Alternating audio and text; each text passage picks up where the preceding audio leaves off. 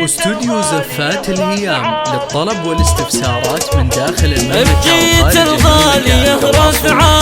الورود ويفرحوا فيها بنورها كأنها نبراس ودارنا نورت فيها بنورها كأنها نبراس والدار قد نورت فيها والدار قد نورت فيها هذه الغلا والحلا رفعة قرة عيون مغليها سمية جدتي رفعة الغالية رحبوا فيها يا مرحبا فيك يا رفعة يا مرحبا والوتاليها يا مرحبا والوتاليها هلا هلا لين رفعة الزين يا شيخة من يضاهيها غلاك بدمي قبل ما تجين يملى عروقي ويرويها يا مرحبا ويا هلا واهلين يا مرحبا في معانيها يا مرحبا في معانيها سمية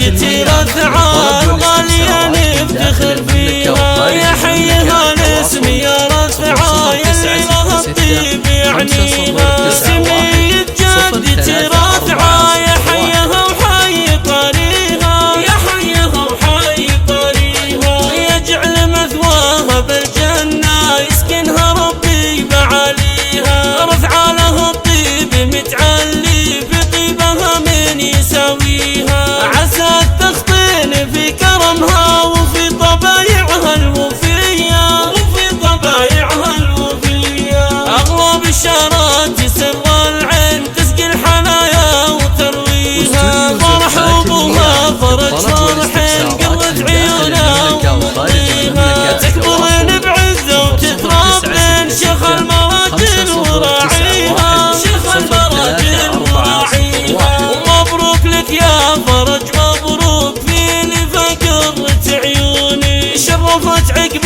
انتظار سنين وامك تحقق امانيها جيتي هدية على الدنيا اغلى عطية الله معطيها اغلى عطية الله معطيها احلى البشارات يا رفعة تسقي الحنايا وترويها سمية جدتي رفعة بنوتتي يا هلا فيها وجدتي قدرها عالي الشامخة في مباديها الشامخة في مباديها يما افرحي يا غلط العنب حفيد